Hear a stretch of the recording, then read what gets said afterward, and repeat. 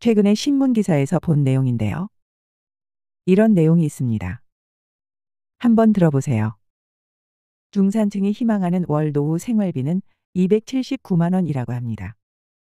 은퇴 연령을 59살을 해서 봤을 때 산출된 필요 노후 자산은 기대 수명을 84세를 기준했을 때 6억 6,900만 원, 만약 예상 수명을 100세로 할 때는 10억 정도가 필요하단 겁니다.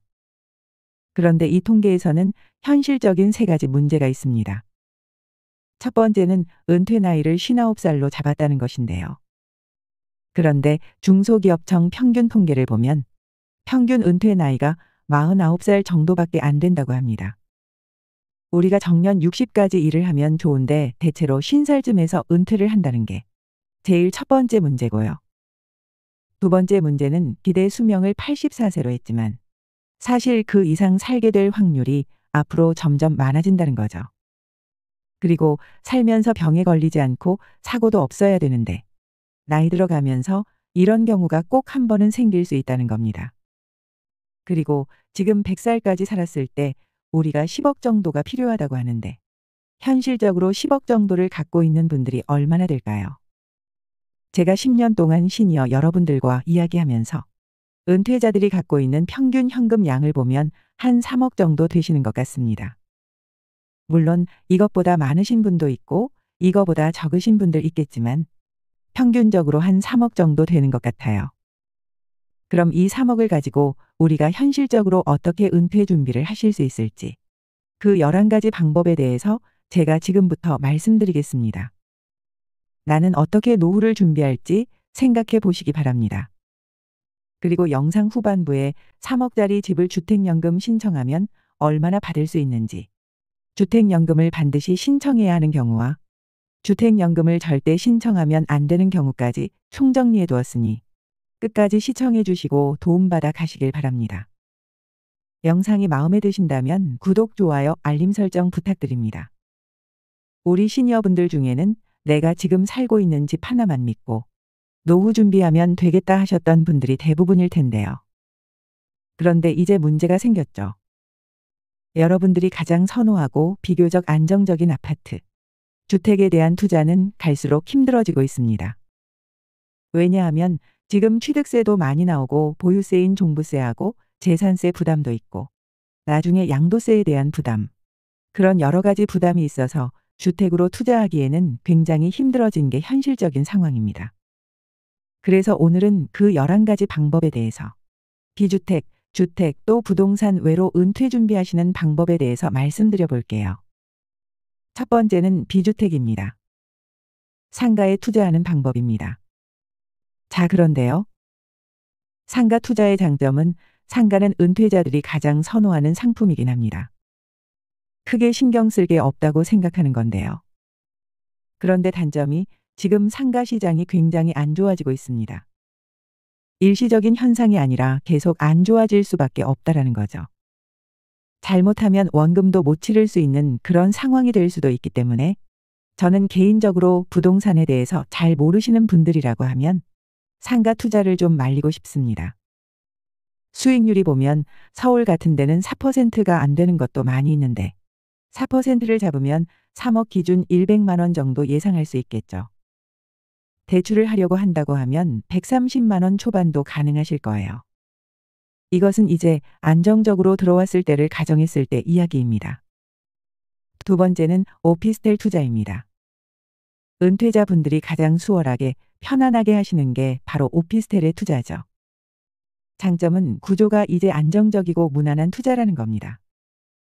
왜냐하면 주택은 취득세가 8%, 10% 부담이 있는데 오피스텔은 4.6%로 고정되어 있기 때문에 은퇴자분들 중에서는 오피스텔을 좀 더 선호하시는 경우가 있습니다.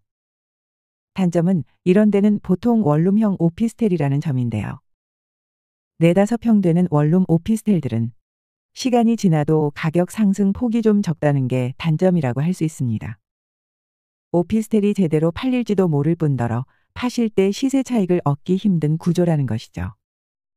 수입은 서울 같은 경우 한 4% 정도 되기 때문에 3억을 투자하셨을 때 월 100만 원, 대출 좀 활용한다고 하면 130만 원 전후 가능할 것 같습니다. 세 번째는 지식산업센터입니다. 지식산업센터의 장점은 대출을 많이 받을 수 있기 때문에 또 금리도 비교적 낮은 편이라 수입이 높아진다는 겁니다.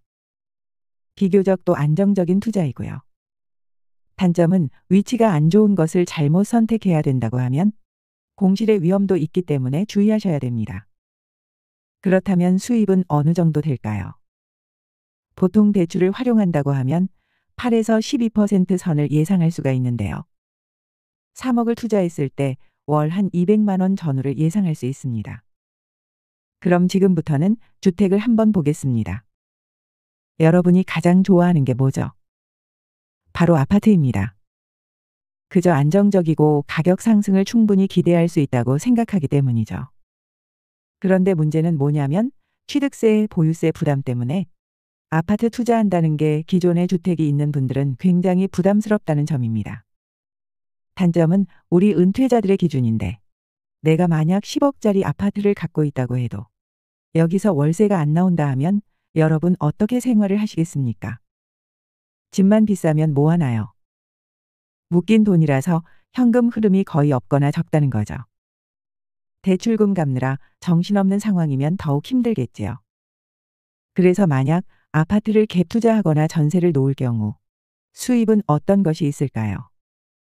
보통 전세를 놓고 투자를 한 경우에는 1년마다 전세금을 올려서 그 전세금으로 노후 생활을 할 수 있겠죠. 그래서 이 아파트 투자는 현금 흐름은 없지만 전세금 올린 걸 가지고 여러분들 생활비로 쓸 수 있습니다. 다만 전세금이 계속 오른다고 가정해야겠죠. 두 번째는 주택인데 단독주택에 투자를 하는 겁니다. 단독주택의 종류가 뭐가 있죠? 다중주택, 보통 원룸 건물이라고 하죠. 또 다가구 주택, 이것도 단독주택입니다. 그렇기 때문에 지금은 2주택, 3주택이 됐을 때는 여러 가지 보유세나 또 취득세에 대한 부담이 있는데 이것은 이제 그의 부담이 적다는 겁니다. 그래서 장점은 무주택자가 이걸 투자해서 거주 및 임대소득으로 살아갈 수도 있고요. 또 아파트를 갖고 있는 분들은 아파트 처분 후에 이걸로 이제 투자를 할 수도 있겠죠. 단점은 뭘까요? 보증금하고 대출 부담입니다. 지금 전제가 3억을 가지고 투자를 하는 거예요. 내가 돈이 충분히 많다면 크게 문제가 없는데 3억을 가지고 서울에서 다중다가구 건물을 하려고 하면 아무리 못해도 10억 이하짜리가 거의 없습니다. 내가 10억짜리 집에 산다고 해도 전세 보증금 6억, 대출 한 1억 이렇게 끼고 사야 내 돈 3억으로 살 수가 있겠지요. 그랬을 때 일반인들은 남의 돈인 전세 보증금, 대출에 대한 부담을 느낄 수 있다는 겁니다. 수입은 뭐가 있을까요? 이를 통해서 생기는 약간의 월세. 그리고 이렇게 3억 갖고 투자하는 대부분은 전세를 줘야 되기 때문에 전세금이 2년마다 올라갔을 때 받을 수 있는 그 현금. 이제 수익이라고 볼 수 있습니다. 그럼 지금부터는 부동산 말고 은퇴 준비할 수 있는 또 현실적인 방법을 말씀드려 볼게요. 냉정하게 말씀드려서 3억을 가지고는 100세 시대에 은퇴 준비하는 것이 쉽지는 않습니다. 그래서 이 방법을 생각하는 분들이 많으실 텐데요. 여러분들이 은퇴 시점에서 가장 많이 하는 게 창업이죠. 점포형 창업의 장점은 뭘까요? 잘만 한다고 하면 내 평생 직업이 되는 거죠. 직장이 되는 거죠. 그래서 돈도 꾸준히 잘 벌 수 있겠죠. 잘 된다고 하면 말이죠. 그런데 현실은 어떨까요? 현실은 3년 생존율이 30%밖에 안 되고요. 5년 생존율이 1%밖에 안 됩니다. 이것은 생존율이 없다고 보면 됩니다. 그래서 저는 우선은 점포형 사업은 절대로 말리고 싶습니다. 만약 잘 된다고 해도 그냥 어느 정도 열심히 해서 내 밥벌이를 한다고 해도 본인 인건비 정도밖에 못 법니다. 그래서 이제 창업이라는 것은 정말 아침 일찍부터 밤 늦게까지 일만 하고 명절도 없이 휴일도 없이 보내야 된다는 거죠. 은퇴 후의 막막함에 쉽게 창업을 고려하시는 분들이 많은데 저는 창업은 신중하게 생각하셨으면 좋겠습니다. 두 번째는 은행 이자로 산다입니다. 제가 예전에 직장 다닐 때는 이게 가능했습니다. 왜냐하면 재형저축에 눈 뜨면 수익률이 7%, 8% 그랬었거든요. 그래서 그때만 해도 내가 은퇴해서는 은행 이자로 살아야지라는 게 가능했었는데 지금은 어떨까요?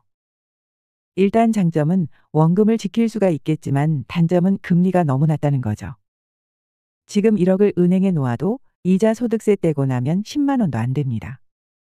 그러면 우리가 이제 3억으로 준비한다고 하면 3억 예금하면 130만 원도 안 됩니다. 이래 가지고는 이걸로 은퇴 준비가 안 되죠. 세 번째는 재취업을 한다입니다. 이것도 괜찮은 방법입니다. 여러분들이 만약에 재취업을 해서 월 200을 번다고 하면 6억짜리 오피스텔을 갖고 있는 거 하고 같습니다. 왜냐하면 보통 6억짜리 오피스텔이면 수익률이 4% 정도 되기 때문에 월 200만 원 정도 되거든요. 여러분들이 계속해서 200만 원을 버셨다고 하면 6억짜리 오피스텔을 갖고 있는 거나 마찬가지입니다. 그런데 이제 단점이 뭐냐면 계속해서 일을 할 수 있다는 보장이 없다는 거죠.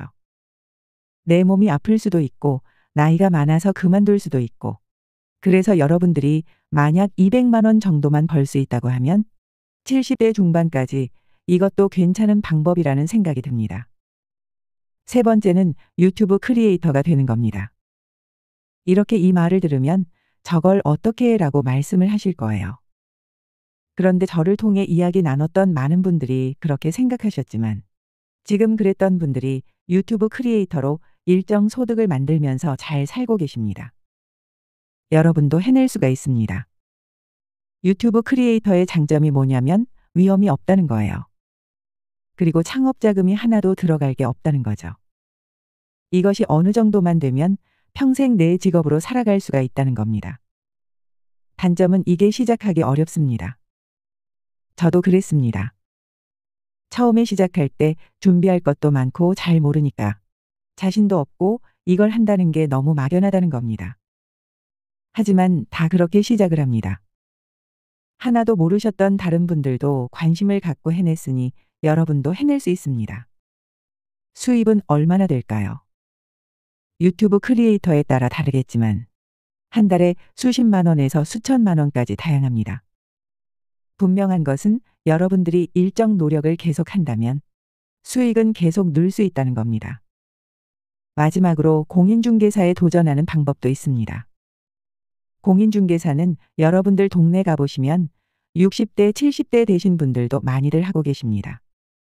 자격증을 따서 이 일을 평생의 업으로 하는 거죠. 단점은 자격증 취득이 그렇게 쉽진 않습니다. 그렇지만 나이 들어서도 도전하셔서 따시는 분들이 있다는 겁니다. 또 이 공인중개사를 내가 취득해서 다 돈을 버는 건 아니죠. 열심히 전략적으로 잘해야 된다는 거죠. 그렇다고 하면 이 공인중개사도 저는 굉장히 좋은 직업이라고 생각합니다. 저도 했었습니다. 그래서 처음엔 조금 고전했지만 많이 잘 벌었습니다. 수입은 회사마다 좀 다르지만 100만 원에서 수천만 원을 버시는 공인중개사 분들도 많이들 계십니다. 그럼 이제 정리해 보겠습니다. 첫 번째, 비주택을 하는 방법. 상가 투자 있고 오피스텔 투자 있고 지식산업센터 투자가 있다고 말씀드렸습니다. 주택은 아파트 투자 또 단독주택인 다중, 다가구 투자가 있다고 말씀드렸고요. 마지막으로 부동산이 아닌 그 외의 방법으로 점포용 창업, 또 은행 이자로 살아가는 거, 재취업, 유튜브 크리에이터 공인중개사로 살아가는 방법이 있습니다. 제가 지금까지 11가지 방법에 대해서 말씀드렸는데 현실적인 방법도 있고 지금 상황에 맞지 않는 방법도 있을 것입니다.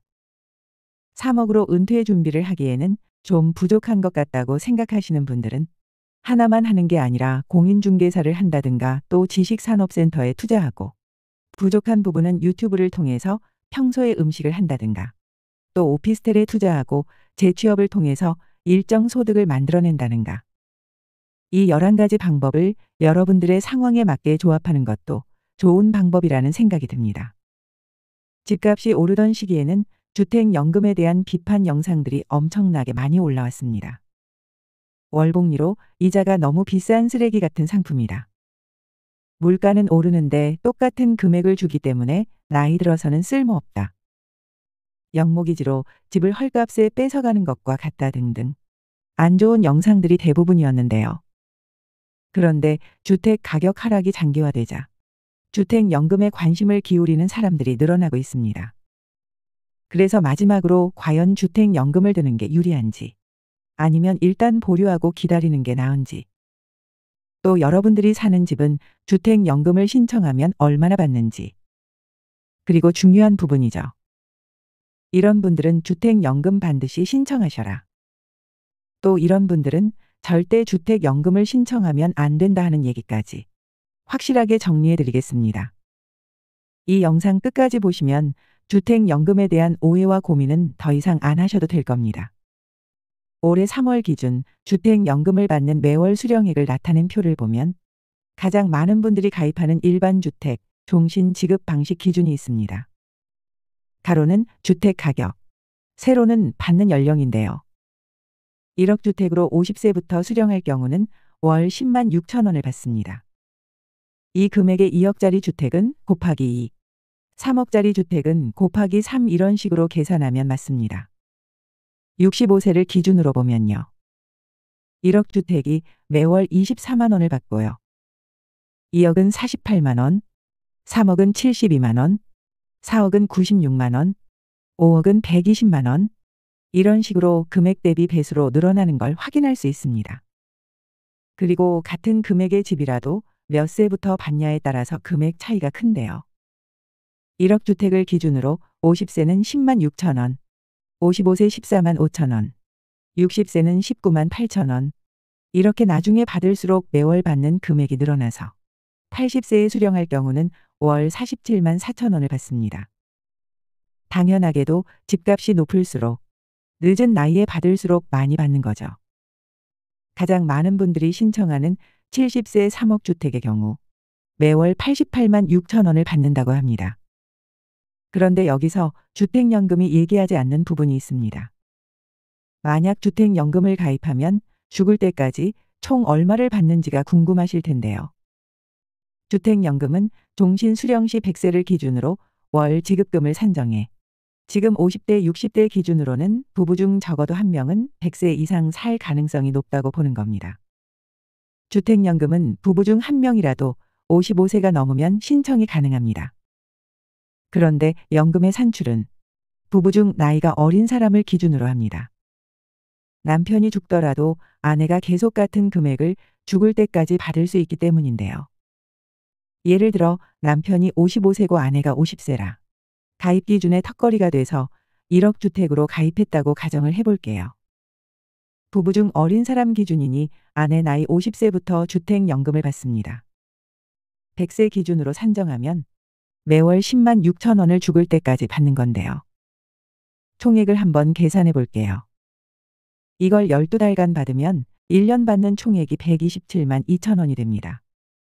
이걸 100세 기준으로 50년간 받는다 계산해 보면 50을 곱하면 6,360원을 받습니다. 1억짜리 집을 맡기고 받는 건데 평생 받아도 집값에도 턱없이 못 미치는 금액을 받는 것입니다. 이게 뭐지 싶으시죠? 일단 계속 들어보세요.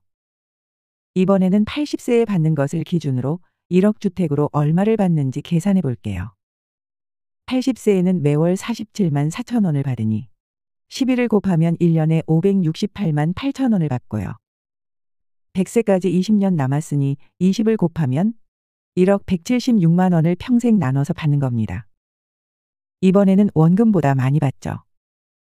늦게 받으니까 50세 수령 금액의 거의 2배를 받습니다. 왜 그럴까요? 주택연금은 연금이라는 이름이 붙어 있지만 사실은 대출이라서 그렇습니다.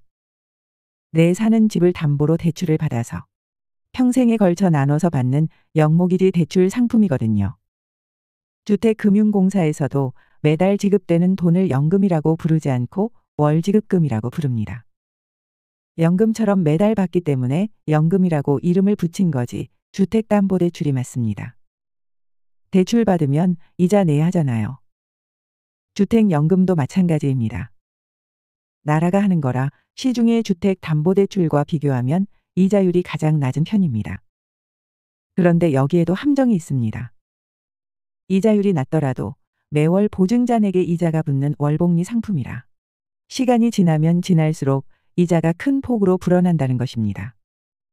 달리와 복리를 설명하는 그래프를 보면 주택연금의 경우 수령 기간이 길면 길수록 이자에 이자가 붙어서 복리 이자가 엄청나게 올라가는 것을 볼 수 있습니다. 주택연금은 이자가 붙어도 죽고 난 다음에 계산하는 거라 상관없다는 분들이 있는데요. 그렇지가 않습니다. 처음부터 이자율을 계산해서 빼고 난 나머지를 매월 나눠서 주는 것입니다. 그래서 주택연금은 오래 받으면 덜 받게 됩니다. 너무 오랜 기간 수령하면 할수록 떼는 이자가 많기 때문이죠. 1억 주택을 가지고 50년 수령할 경우 총 수령액이 6,360만 원 밖에 안 되는 이유가 바로 복리로 인해서 떼는 이자가 늘어나기 때문입니다. 20년 수령할 경우 더 많이 받는 건 뗄 이자가 적기 때문이고요. 그럼 몇 세부터 받는 게 유리할까요? 주택연금을 50대, 60대, 이른 나이에 신청하면 수령기간이 40년, 50년이라 이자가 너무 많아진다고 말씀드렸는데요. 그러니 주택연금은 너무 오랜 기간 수령하는 걸 선택하기보다는 20년, 30년 안쪽으로 수령하는 게 금액적인 측면에서는 유리합니다.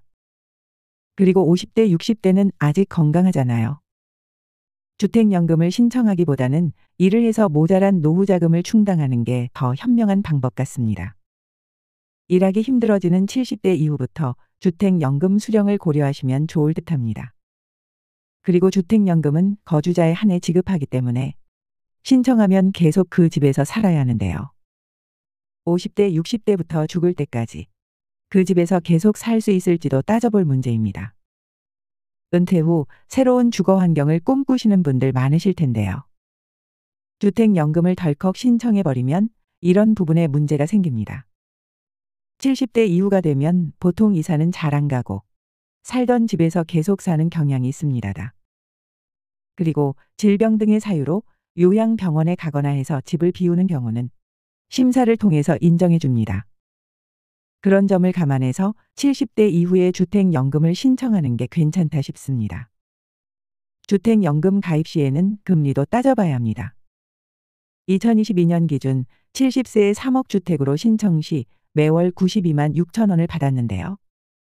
2024년에는 88만 6천 원으로 월 4만 원 정도가 줄어든 것을 확인할 수 있습니다. 2022년 금리보다 올해 금리가 높아서 이자를 더 많이 떼고 지급하기 때문입니다. 매달로 따지면 4만 원이 그리 크지 않은 금액 같지만 이것도 몇십 년 누적되면 만만치 않은 금액 차이가 납니다. 주택연금에서 적용하는 금리는 기준금리에 가상금리를 더한 건데요. 3개월 CD금리 플러스 가상금리 1.1% 또는 6개월 코픽스 금리 플러스 가상금리 0.85% 더한 것 중에서 한 가지를 선택합니다. 일반적으로 시중 은행 금리가 낮을 때 가입하면 유리하다 생각하시면 됩니다. 다만 금리와 집값 모두를 고려해야 하기 때문에 이 부분은 따져볼 여지가 있습니다. 그리고 주택연금은 금리는 따지면서 물가 상승률은 고려하지 않는다고 좋지 않다고 하시는 분들이 있는데요. 주택연금 가입 시 연 1.5%가량이 물가 상승에 따른 자산가치 변화를 미리 반영해 최초 연금액을 산정하기 때문에 주택금융공사에서는 일반 대출에 비해서 상당히 유리하다고 항변하는데요. 이 부분은 어느 정도 맞습니다. 다만 한번 상승하면 이후에 물가 상승폭이 커지더라도 연금액을 재산정하지 않는다는 점은 좀 아쉬운 부분이지요. 그런데 전에 어떤 분이 5억 주택으로 65세부터 주택연금 넣으면 월 110밖에 못 받는데 차라리 그걸 은행에 넣어두고 이자만 받아도 그것보다 더 많이 받을 거라고 하신 분이 계셨습니다. 정말 그런지 따져보겠습니다. 그냥 은행 예금으로 5억을 넣어두고 연이율 3.5% 기준으로 계산을 해보면 세금 떼고 매달 125만 원 정도 이자를 받을 수 있습니다. 주택연금보다 많죠. 게다가 원금도 남아있는 거라 이게 더 유리해 보입니다. 그런데 한 가지 간과한 것이 있죠. 5억 집을 팔아서 은행에 넣어버리면 어디서 사나요? 살 집은 있어야죠. 그래서 3억만 은행에 넣어두고 같은 수준의 집에 보증금 2억에 월세로 산다고 치면 앞에서와 같은 조건으로 3억에 대한 은행 이자는 월 80만 원 정도입니다. 그런데 이 정도 집은 최소 월세가 100만 원 이상이잖아요. 이자 받은 돈으로 월세도 다 못 내는 셈입니다. 같은 수준의 생활비를 확보하려면 주택연금 120만 원에 월세 100만 원에서 월 수익이 매달 220만 원이 돼야 합니다. 세금제하고 수령할 경우 연 3,100만 원 정도의 이자 수익이 필요하다는 계산이 나오거든요. 그렇다는 건 매년 10% 이상의 수익을 올려야 한다는 얘기입니다. 가능할까요? 그래서 주택연금에 드는 것입니다. 내가 살던 집에서 계속 살면서 매월 꼬박꼬박 정해진 돈을 받기 때문입니다. 주택연금의 최대 장점이 바로 노년의 주거 안정성이 확보되면서 노후 생활 안정에 기여한다는 점이거든요. 그러니 노년에 살 집도 필요하고 집 팔아 목돈 마련해서 큰 수익 올릴 자신이 없다면 주택연금에 가입하시는 걸 고려해 보세요. 그렇다면 주택 가격이 오를 때 가입하는 게 좋을까요? 주택연금의 가입 조건은 공시지가가 12억 원 이하의 주거용 주택으로 내가 살고 있어야 합니다. 공시지가 12억이면 지역에 따라 차이가 있지만 15억 정도 집도 된다는 얘기입니다. 가입 기준은 공시지가지만 실제 지급은 주택의 실제 가격으로 해줍니다. 예를 들어서 공시지가는 5억이지만 실제 주택 가격이 7억이라면 7억 원으로 산정해서 준다는 거죠. 그런데 2018년과 2022년에 올라온 뉴스 기사를 보면 이 무렵 주택연금 해지가 급증했다고 나옵니다. 이 기간이 언제인가요? 이때는 주택 가격이 연일 오르고 신고가를 갱신하던 바로 그 시기잖아요. 이처럼 집값이 오르면 주택연금을 해지하는 사람이 늘어나게 됩니다.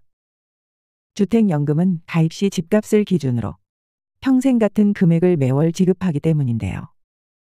가입 후 집값이 오른다고 오른 걸 반영해서 더 주지도 않고 또 집값이 떨어졌다고 덜 주지도 않습니다. 저 기사가 나왔을 무렵 주택연금은 가입했는데 집값이 큰 폭으로 올라버린 거예요.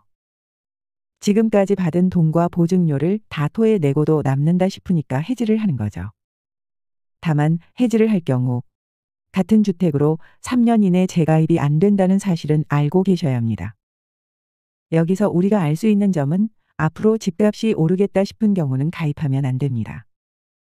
주택연금을 가장 많이 비판하시는 분들이 바로 이런 분들이거든요. 앞으로 계속 집값이 오를 거라고 생각하시는 분들요. 집값이 계속 오른다면 주택연금에서 주는 돈은 정말 푼돈이 될 수도 있습니다. 그러니까 주택연금은 집값이 오를 때 가입하는 게 아니라 가장 많이 오른 꼭지점, 집값이 최고 정점일 때 가입해야 합니다. 물론 이때가 언제인지 알아야겠지만 그래도 내가 사는 집이 앞으로 집값이 오를지 내릴지에 대해서는 어느 정도 감은 있으실 테지요. 우리나라 주택시장은 앞으로 시간이 지나면 지날수록 전반적으로 집값은 하락할 거라는 전망이 우세합니다. 하지만 그렇더라도 서울 대도시의 입지 좋은 곳이나 개발 호재가 남아있는 지역은 여전히 더 오를 수 있을 겁니다.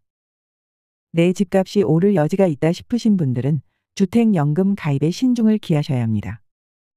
하지만 그렇지 않고 지방이나 수도권 외곽 등 시간이 지나면 지날수록 집값은 떨어질 거라 예상되는 곳들이 있습니다. 또 빌라나 외곽의 오래된 아파트처럼 매매가 쉽지 않은 주거 형태도 있고요. 이런 곳에 거주하시는 분들은 하루라도 빨리 가입하시는 게 유리합니다. 최고점일 때 가입해야 가장 많이 받으니까요. 그럼 주택 가격은 어느 정도가 적당할까요? 공시지가 12억 기준이지만 고가 주택의 경우는 거의 주택연금에 가입하지 않습니다. 70세 가입 기준으로 10억 이상의 집에 산다고 할 경우 월 수령액이 300만 원을 넘어가거든요. 그런데 이 정도 집에 사시는 분들은 이미 받고 있는 다른 연금도 있어서 매월 300만 원 정도의 생활비가 더 필요한 경우가 많지 않습니다. 게다가 이게 연금이 아니라 대출이라고 했지요. 이자 떼고 주는 건데 필요 이상의 돈을 대출받을 필요는 없는 거죠. 생활비에 부족한 금액이 어느 정도인지 계산해보고 거기에 맞춰서 가입하는 요령도 필요합니다. 예를 들어 노후 생활비가 매월 100만 원 정도 부족한 경우라면 10억 집을 팔아서 3억 5천만 원 정도 주택으로 이사를 한다면 70세 기준 한 달에 대략 100만 원 정도의 주택연금이 나옵니다. 이 정도를 매달 받으시고 나머지 6억 5천만 원은 다른 활용처를 찾는 게 더 현명한 방법이라는 것입니다.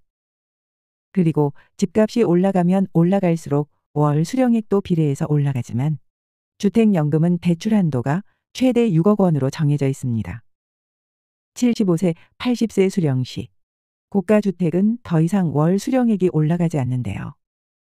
10억, 11억, 12억으로 주택 금액이 높아져도 수령액은 같습니다. 더 많이 주면 주택연금이 책정한 대출 한도액을 넘어가서 그런 건데요.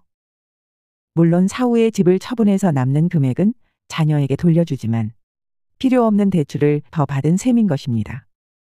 굳이 이럴 필요는 없는 거죠. 그래서 대출 한도 6억 원 이내의 주택으로 가입하는 것이 유리하고요. 일반적으로 주택 가격 3억에서 5억 정도가 매월 받는 금액도 적당해서 주택연금에 많이들 가입하는 실정입니다. 그렇다면 주택연금을 가입하고 100살까지 못 살면 손해일까요? 아까 주택연금은 100세를 기준으로 산정한다고 얘기 드렸는데요. 만약 100세까지 못 살면 어떻게 되고 100세보다 더 살면 어떻게 되는지도 궁금하실 겁니다.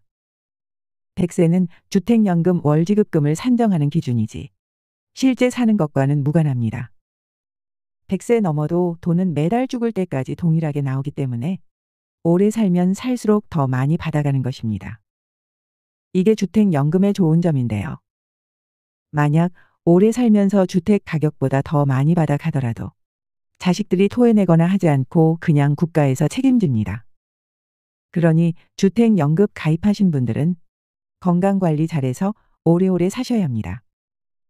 반대로 100세까지 못 살고 일찍 죽으면 손해 아닌가 싶으실 텐데요.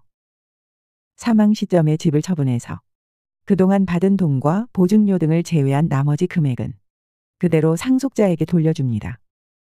집값을 너무 후려쳐서 주면 어쩌나 걱정이 되는 경우도 있을 텐데요. 자녀가 부모님의 받은 돈과 보증료를 다 내면 집을 돌려받을 수 있으니 이 부분도 아주 크게 걱정할 일은 아닙니다. 그렇다면 기타 주택연금 가입이 유리한 경우는 어떤 경우일까요?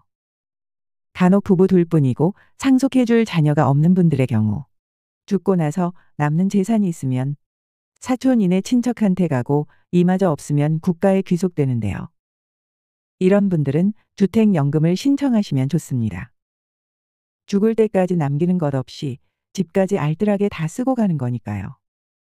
그리고 주택연금은 대출이다 보니 일반 연금과 달리 수입으로 잡히지 않아서 매달 받더라도 기초연금 수령이나 건강보험 산정 시 불이익을 당할 염려가 없다는 정도 장점입니다. 또 가입 시 연간 200만 원 한도로 소득 공제도 되고요. 재산세 25% 감면 혜택도 있습니다.